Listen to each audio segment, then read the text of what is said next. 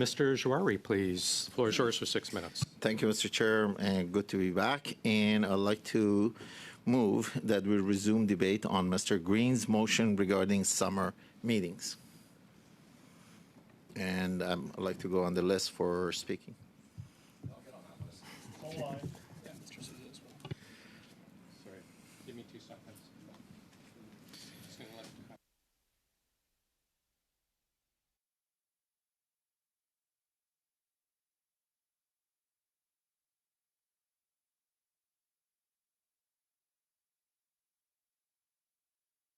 Great. Thanks for your patience, everyone. Normally, we'd go right to a vote on this. However, in consultation, I'm ruling such out of order because we already are in the summer. So there's actually, it's an invalid motion now because we already are in summer.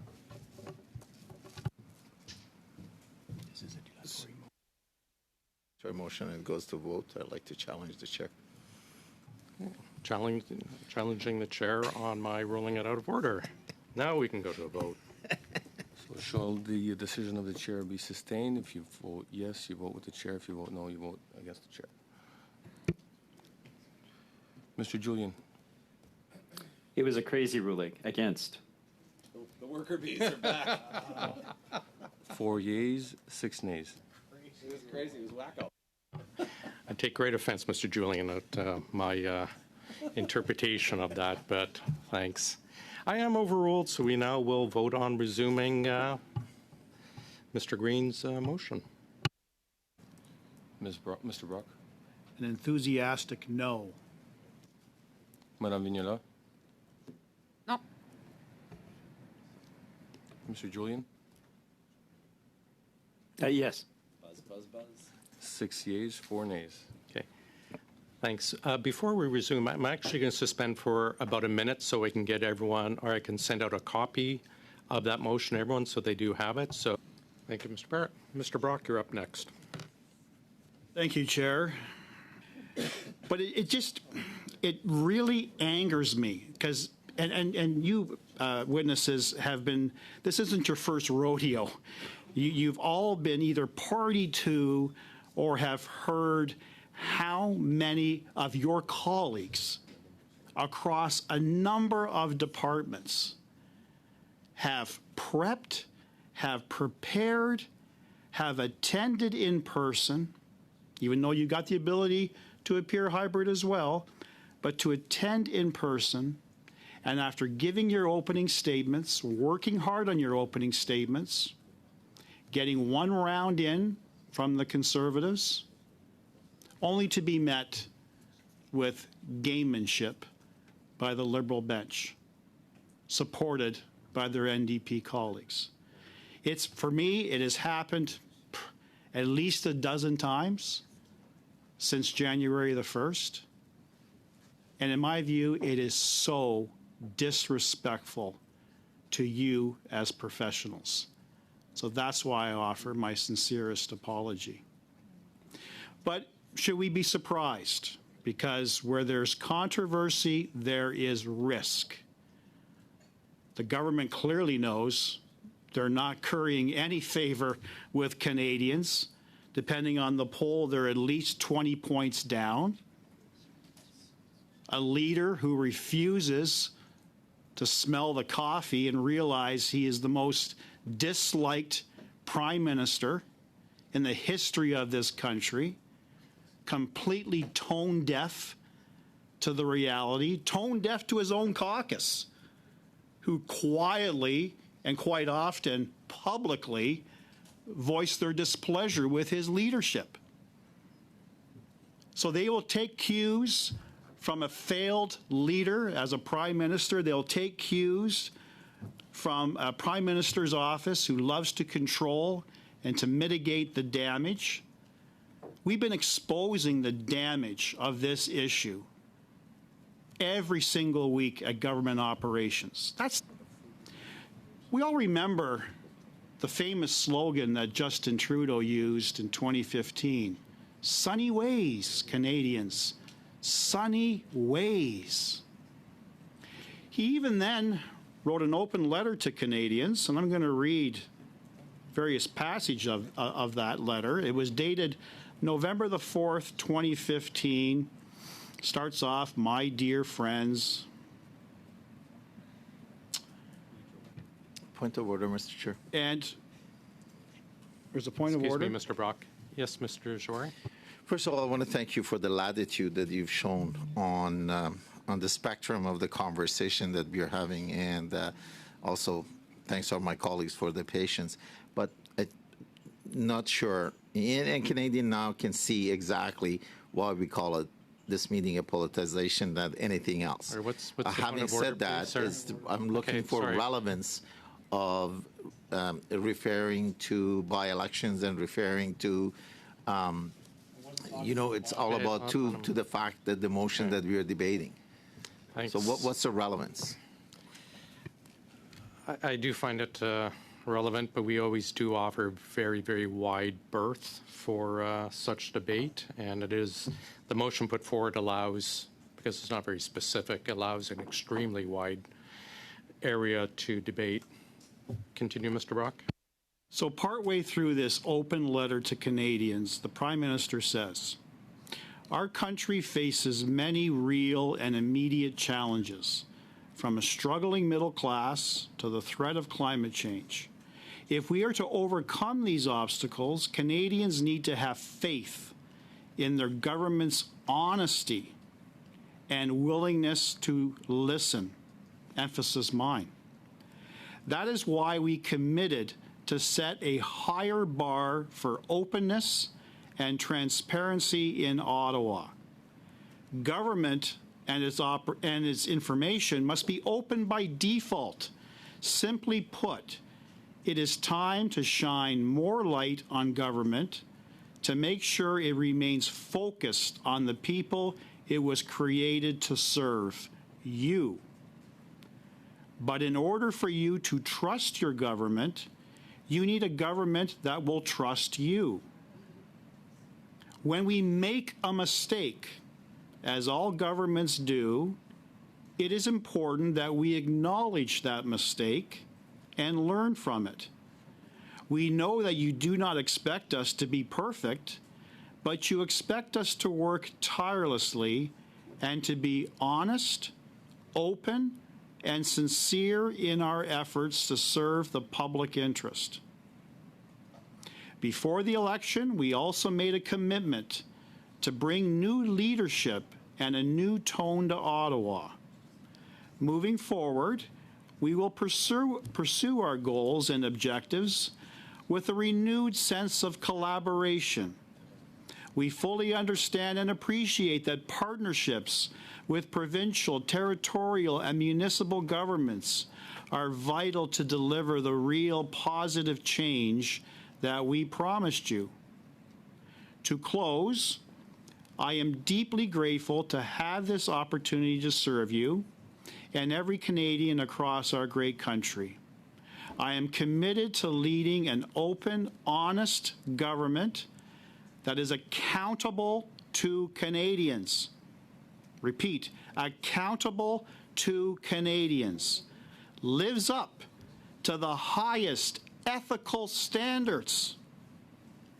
Brings our country together and applies the utmost care and prudence in the handling of public funds. Thank you for having faith in me. Thank you for putting your trust in our team. We will not let you down. What an absolute joke. An absolute lie. We're talking about fraud in this committee. In my respectful opinion, the Prime Minister, Justin Trudeau, committed the biggest fraud on this country and Canadians.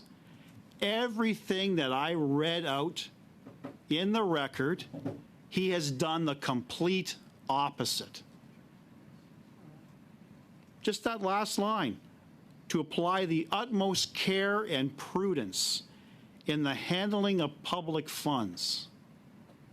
Would we be in the mess we are right now would we have the amount of public debt that we have now if he actually for 1 minute had respect for $1 of taxpayer money?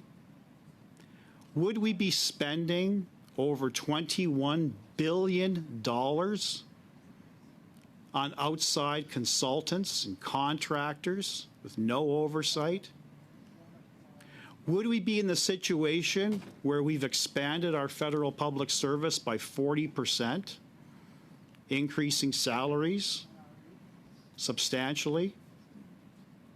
Have Canadians looked at their level of service across this country and say, wow, I've received 40% more in value of services?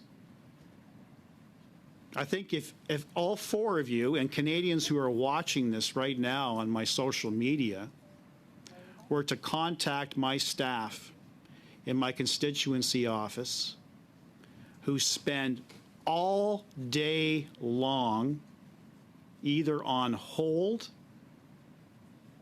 with various departments or dealing with issues that should be handled by our professional public service. They have very little time to do anything else other than government work. And I'm sure I am not alone in that assessment. I'm sure this is not just a conservative issue. I'm sure my Bloc friend, colleague, Madame Vignola, would probably concur with me, because I've been talking to various MPs from across this country who are facing the very same thing. And I'm sure every constituency of the Liberal bench and the NDP member who is appearing virtually also has similar stories, because that's what's happening. We are not getting value for our tax dollars. And I hear that daily from constituents. I hear that daily from Canadians from coast to coast to coast on my social media. They applaud me daily at my diligence in asking the tough questions. I often said, you know, you can take the prosecutor out of the courtroom, but you can't take the prosecutor out of the politician. It's a strategy. It is a method that I've honed and developed for 30 years. And I know that when I ask a question, based on that response, there might be another 10 questions I'm going to have to ask. Because it's like peeling that proverbial onion. And I know that various journalists from across this country have remarked, in my view, very correctly, that the rot in this government that this committee and other committees are exposing is just the tip of the iceberg. And we have a mandate as parliamentarians, we have a mandate as proud members of the mighty OGO to ask those tough questions. So this is not political gamemanship, as Mr. Jawari has remarked on a number of occasions. It's not acting as a prosecutor, judge, jury, and executioner, as Mr. Sousa often remarks. It's asking the questions that Canadians have been asking us. And I can only speak for myself and my Conservative colleagues, and I dare say I will probably speak for Ms. Vignola. We take our responsibility as parliamentarians extremely seriously. And our role is to listen, to advocate, and to seek solution. Government bench, Liberal bench, they don't want nothing to do with it. I made the time to be here, as did other members who are physically appearing here. Mr. Jawari, I had great faith. I saw Mr. Jawari when I walked into this room. I said, great. We actually may complete a 2-hour meeting here in the summer. But how disappointing to hear the moment that he got the floor, that he wanted to shut this down and prevent any further summer meetings. So just like Mr. Barrett, I wanted to ask some very relevant, pertinent questions that I think Canadians wanted to hear me ask, and Canadians wanted to hear from you officials as to your thoughts on this. And I know Mr. Barrett, my colleague, mentioned whether or not there was a fear from the Liberal members on this bench that some of the questions we'd be putting to you would expose political bias. And I'm going to give you an example of what I feel they wanted to shut down. But the nice thing about this is I've got the floor, and Mr. Juari and all the Liberal members on this committee and Mr. Julian can't shut me down because there is relevance to what I'm about to put to you. Now, there's a company called Think Digital. I don't know if all four of you are familiar with that. I'm not expecting an answer, of course. Think Digital is a consulting and coaching firm. Think Digital has received nearly $400,000 in government contracts over the past 2 years. Nearly half of the contracts they have received were sole sourced. 2 contracts were awarded by PSPC. I'm going to leave aside the discussion of sole sourcing because that literally could take on a life of its own.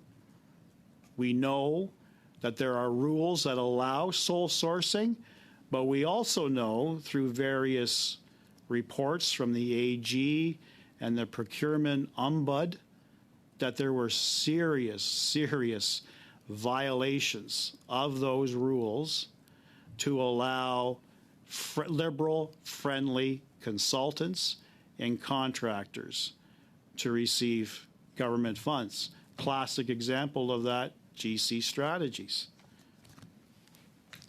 Now, maybe this is what they didn't want you to answer. There are Liberal Party of Canada links to Think Digital. Surprise, surprise.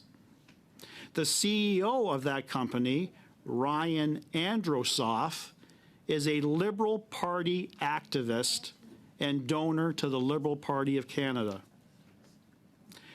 A consultant of Think Digital, Winter Fedak, made 78 donations to the Liberal Party of Canada and was the Liberal candidate in Regina Leuven in 2019. She is listed as a 2023 mentor on the Pierre Elliott Trudeau Foundation website. Trudeau Minister Terry Beach appeared on the consulting firm's podcast just 3 months ago.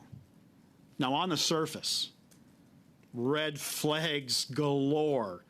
You don't have to be a Conservative opposition MP. And for the Canadians who are watching this, the big question, what the hell is going on?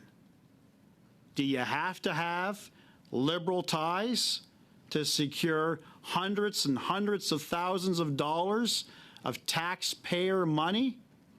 Well, on the surface, it certainly sounds that way, doesn't it? So the question I would be putting to PSPC is as follows. Is there a process? Does the government vet and screen for Liberal Party links before handing out $400,000 in taxpayer money? It doesn't. If it doesn't raise any alarm, does it raise any alarm bells or the red flags, as I reference, that the CEO is a Liberal activist? Does it raise any alarm bells that one of the current employees ran for the Liberal Party and made donations? We already know about the Liberal-friendly linked firm like McKinsey receiving over $200 million since Justin Trudeau took office. Has Minister Duclos asked for a review of firms receiving government contracts that have direct ties to the Liberal Party of Canada?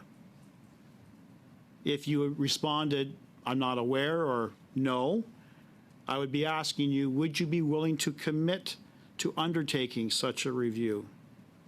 But I guess the big question that's on the minds of myself and Mr. Barrett, I'm sure Ms. Vignola, and Canadians, what value did Canadians receive in these contracts?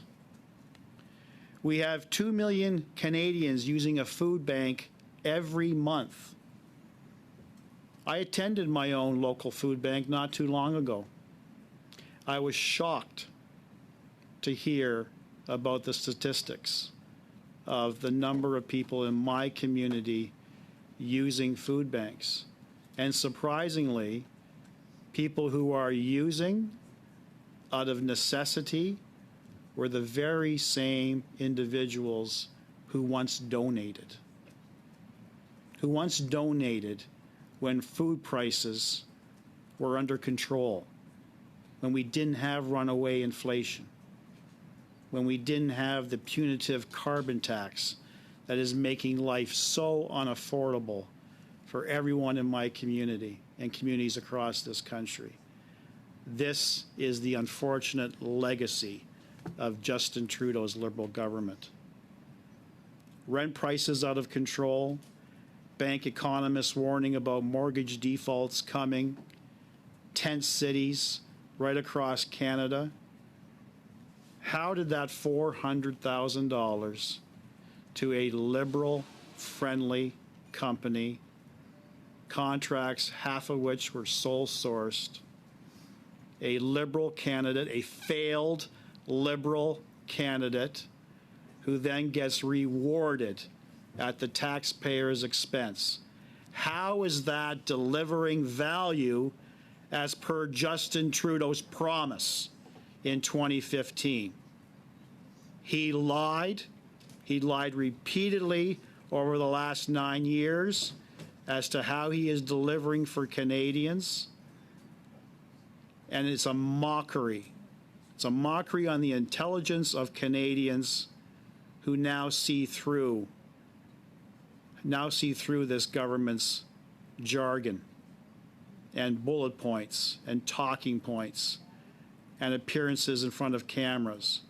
You know, we often say this government gets an A in announcements, big flashy announcements, all kinds of constituents or Canadians behind them, but an F for follow-up, an F for delivering.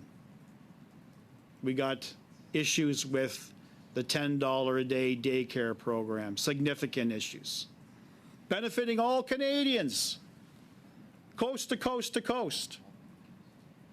Tell that to families in my community who are on wait lists.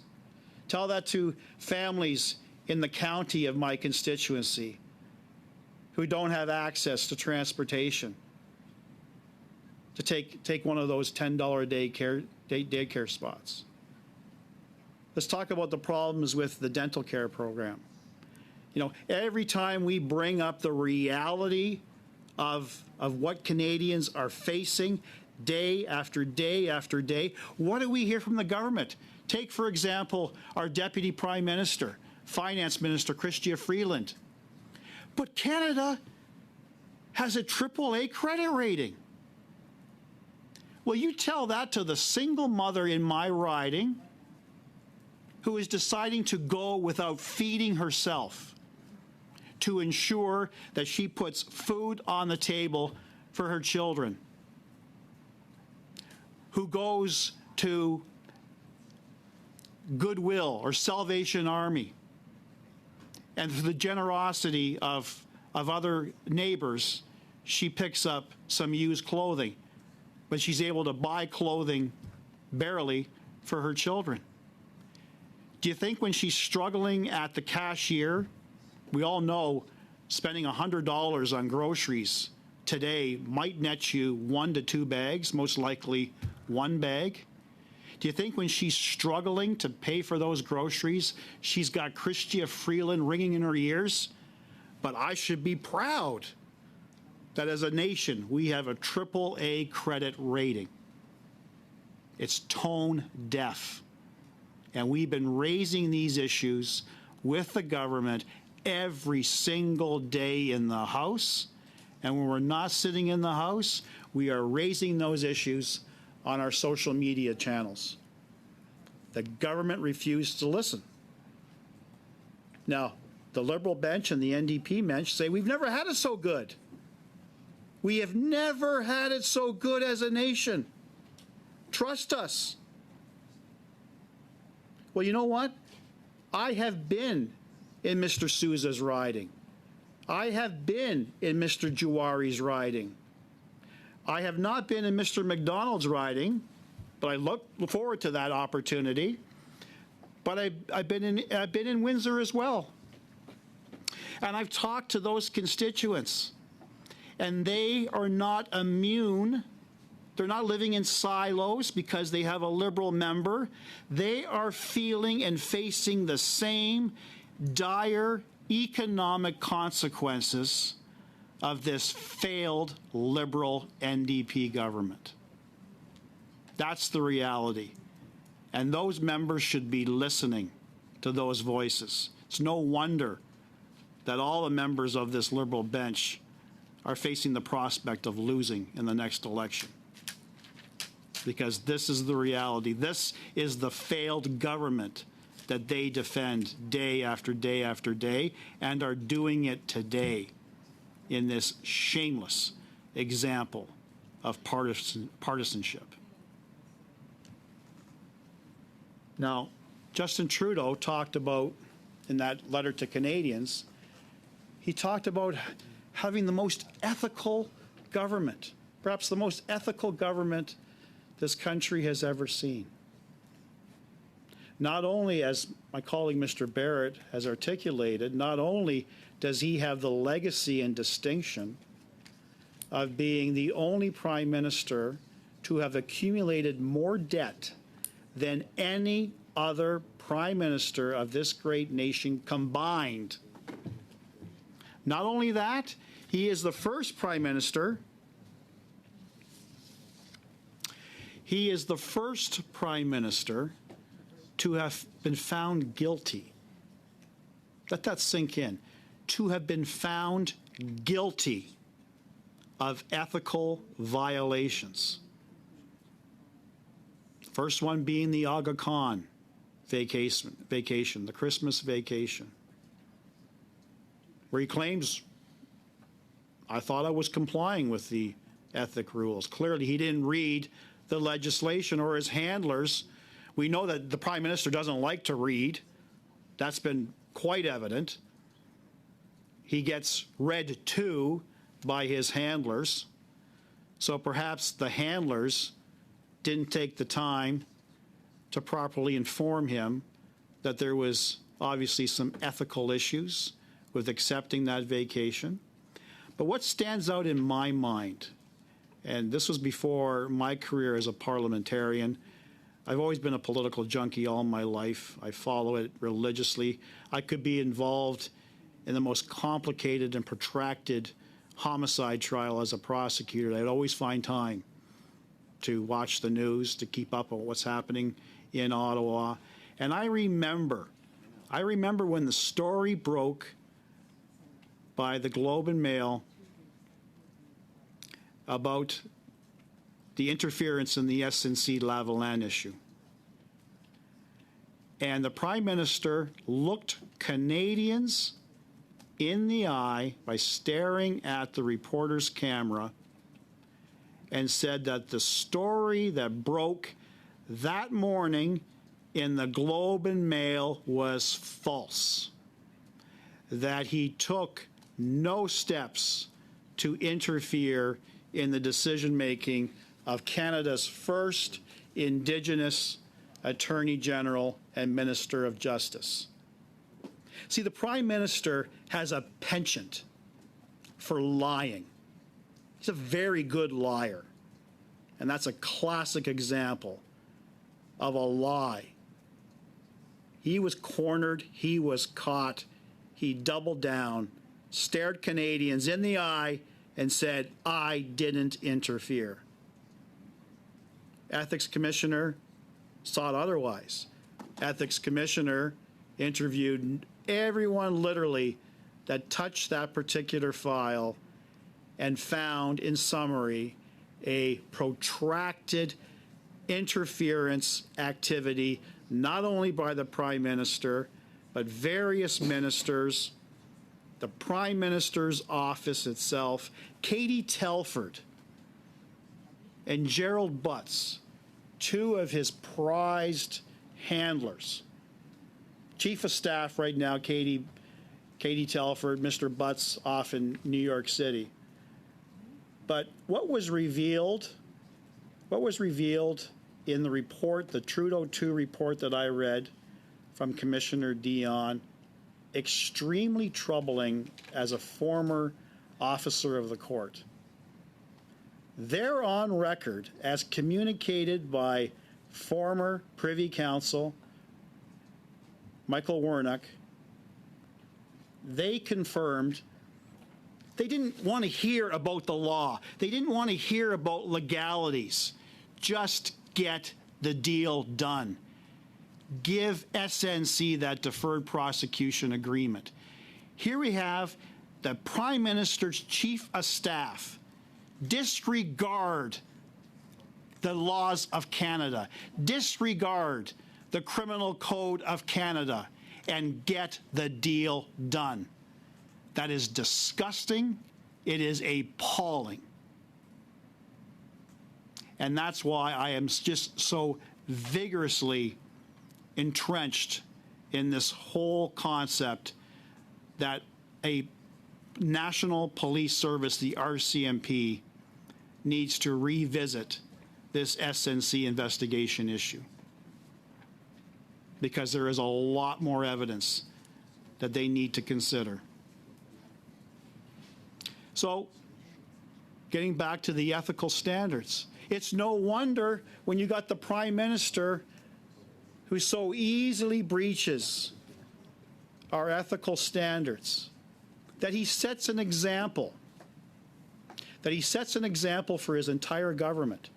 It's no small wonder that various ministers, various MPs, including backbench MPs, have followed suit and have been found guilty of ethical violations. You know, there was a point in time with our Canadian governments, there was a concept of one and done. You commit an ethical violation, you've been found guilty.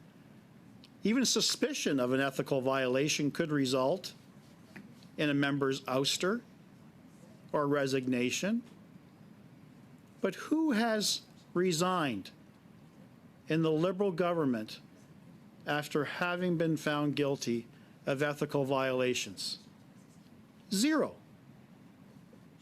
Because there's no accountability. So when he says in his open letter to Canadians, we're going to make mistakes, we need to apologize to Canadians and do better. Have you heard any heartfelt apologies from the Prime Minister or anyone from the Liberal government? No. They've created a culture of incompetence, and Canadians are fed up. They were sold a wrong bill of goods. Former Prime Minister Stephen Harper tried to warn us. And every one of his predictions about what Justin Trudeau was really about has all come true. We didn't listen, or I did, but the majority of Canadians in 2015 did not. And here we find ourselves in that situation. So that was a line of questioning that I wanted to bring to your attention. I had other, before I move off on Think Digital, I've actually researched on Open Canada the contracts that were provided to Think Digital. And one thing that really concerns me, and this was a contract value dated December 13th, 2023, for a value of just over $70,000. The work description, tuition fees, and costs of attending courses, including seminars. So is the government of Canada now in the business of providing free tuition and costs to a liberal-friendly company? Certainly appears that way, doesn't it? $70,000. And that wasn't a one-off. I found another example. $12,870, March 2nd, 2022. Fees and costs of attending seminars and workshops. So the government has retained Think Digital, has given them the authority to attend various seminars and workshops to gain greater knowledge and skills at the taxpayer expense. What about all the other consultants out there in Canada that are playing by the rules? Maybe they're not contributing to the Liberal Party of Canada. They're not making donations. They're going to have to probably fund those courses and that tuition on their own. But when you are a failed Liberal candidate, there's a little bit of loyalty that the government will extend to you. So what type of message does that send to Canadians? You're not a prime minister for all. You're not looking out for the best interests of Canadians. You're looking out for the best interests of Liberal supporters. You financially contribute to the Liberal Party of Canada, wink, nudge, you're going to get your just desserts. You're going to get your benefits. We'll find a way to get it done. Sorry you didn't win the election, but we'll benefit you. Just stay in touch. That's the message Justin Trudeau wants to send to his cronies. And that's what this committee wants to examine. This is what this committee needs to examine. This is what this committee, Canadians, demand to be examined.